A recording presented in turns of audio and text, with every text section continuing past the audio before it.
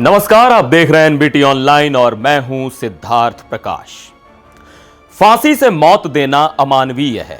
मौत की सजा पाए कैदी की जान फांसी के बजाय किसी आसान तरीके से लेने की मांग को लेकर सुप्रीम कोर्ट में याचिका दाखिल की गई है। भारत के चीफ जस्टिस डी.वाई. चंद्रचूड़ की अध्यक्षता वाली पीठ ने याचिकाकर्ता की इस दलील से सहमति जताई है कि फांसी की सजा अमानवीय और बेहद क्रूर है। इस कारण पीठ ने सरकार से भी राय मांगी है। 2 मई को इस मामले पर सुनवाई होगी। सुप्रीम कोर्ट ने संकेत दिया है कि बात आगे बढ़ी तो फांसी का विकल्प ढूंढने के लिए विशेषज्ञों की समिति बनाई जाएगी जो ज्यादा आसान मौत देने का वैज्ञानिक तरीका सुझाएगी। अगर फांसी की जगह किसी दूसरे तरीके से मौत देने का नियम बन गया तो फिर जल्लाद की भी जरूरत नहीं पड़ेगी। वैसे भी दुनिया के कई देशों में फांसी के इतर अलग अलग तरीकों से कैदी को मौत दी जाती है। बहरहाल, आपके मन में यह सवाल उठ सकता है कि मौत तो मौत है, फिर फांसी से दी जाए या गोली मारकर या जहर देकर, इससे क्या फर्क पड़ जाएगा? तो आइए जानते हैं कि फांसी को अमानवीय क्यों कहा गया है, फांसी की प्रक्रिया क्या है और फांसी देने पर कैदी की मौत कैसे होती है। मौत की सजा पाए कैदी को राहत की आखिरी उम्मीद होती है देश के राष्ट्रपति से। कैदी की तरफ से राष्ट्रपति के पास दया की गुहार लगाई जाती है कि वो फांसी की सजा माफ कर दें। लेकिन जब राष्ट्रपति से दया याचिका खारिज हो जाती है तो कैदी को फांसी लगना तय हो जाता है। राहत के सारे दरवाजे बंद होते ही संबंधित अदालत जेल प्रशासन की मांग पर कैदी का ब्लैक वारंट या डेथ वारंट जारी कर देती है। इस डेथ वारंट में फांसी की तारीख, समय और जगह लिखी होती है। फिर फांसी की रस्सी का ऑर्डर दिया जाता है।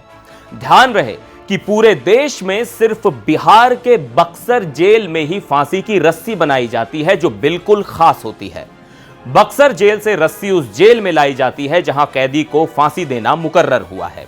यहां कैदी के वजन, कदकाठी और गले के माप के मुताबिक सैंड बैग तैयार किया जाता है और उसे बार बार रस्सी पर झुलाकर ट्रायल लिया जाता है। पता हो कि आतंकवादी अफजल गुरु को फांसी देने से पहले ट्रायल के दौरान ही रस्सी 2 बार टूट गई थी। इधर फांसी की सजा पाए कैदी को सामान्य बैरक से हटाकर फांसी कोठी या डेथ सेल में ट्रांसफर कर दिया जाता है। उसे 24 घंटे में आधे घंटे के लिए बाहर निकलने की अनुमति होती है। नियम है कि कैदी अपनी वसीयत लिखवाना चाहे तो अदालत से मजिस्ट्रेट को जेल बुलाया जाता है और उसके सामने ही कैदी अपनी वसीयत लिखवाता है। फांसी से पहले कैदी की इच्छा पर उसके रिश्तेदार भी मिलवाए जाते हैं। यह आपने फिल्मों में भी देखा होगा और शेरो शायरी में सुना भी होगा। अब एक बात जान लें कि जिस दिन कैदी को फांसी दी जाती है उस दिन यह प्रक्रिया पूरी नहीं होने तक जेल का सारा काम काज ठप रहता है। यही वजह है कि फांसी सूर्योदय से पहले ही दी जाती है ताकि जेल का काम प्रभावित ना हो। इसके लिए सुबह 4 बजे ही कैदी को जगा दिया जाता है। अक्सर जिसे फांसी होनी होती है वो खौफ में रात भर जगा ही रहता है। सुबह 4 बजे कैदी को नहाने के लिए कहा जाता है और उसे पहनने के लिए नए कपड़े दिए जाते हैं। उस सुबह कैदी को सिर्फ चाय ऑफर की जाती है। तय समय पर कैदी को उसका चेहरा ढककर सेल से निकाला जाता है। कई बार कैदी डर के मारे कदम नहीं बढ़ा पाता, तब उसे पुलिस वाले टांग कर फांसी वाली जगह पर ले जाते हैं। जहां फांसी लगाई जाती है वहां एक डॉक्टर, एसडीएम, जेलर और डिप्टी सुपरिंटेंडेंट होते हैं। साथ ही 10 सिपाही और 2 हेड कांस्टेबल भी वहां मौजूद होते हैं। वहां जल्लाद कैदी के मुंह पर काला कपड़ा पहनाकर उसके हाथ पैर बांधता है।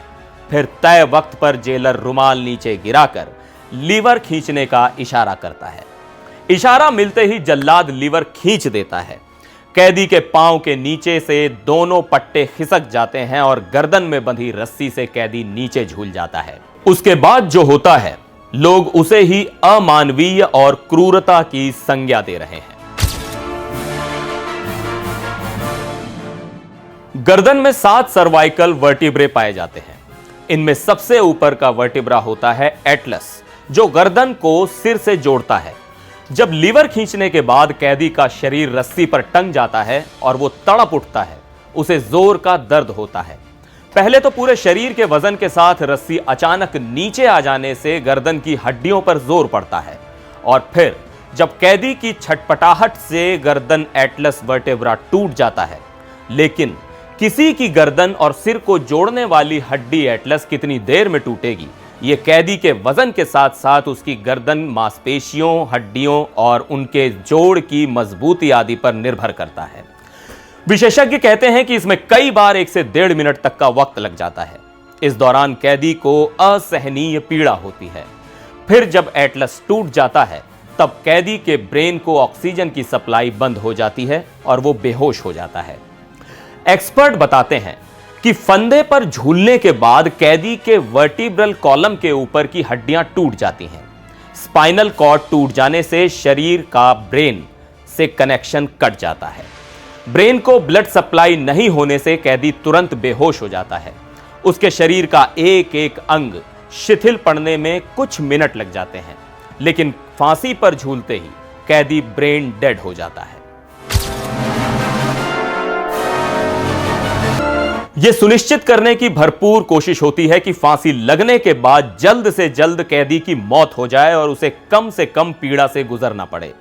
इसलिए गर्दन में रस्सी की गांठ लगाने का भी विशेष तरीका अपनाया जाता है।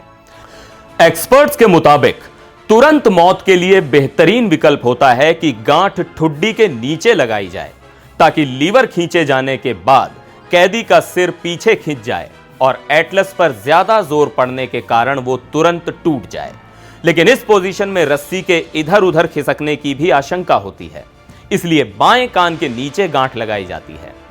तब लीवर खींचने के बाद कैदी की गर्दन दाईं तरफ झुक जाती है और शरीर बाईं तरफ थोड़ा खिसक जाता है। इस अवस्था में छटपटाने से भी एटलस के टूटने से कैदी पहले बेहोश होता है, फिर उसकी मौत हो जाती है। प्रक्रिया के मुताबिक फांसी के आधे घंटे बाद डॉक्टर कैदी की नब्ज देखकर उसके मर जाने की पुष्टि करता है। उसके बाद लाश को फांसी के फंदे से उतार लिया जाता है। एनबीटी ऑनलाइन पर आज के लिए बस इतना ही। फिलहाल मुझे दीजिए इजाजत। नमस्कार।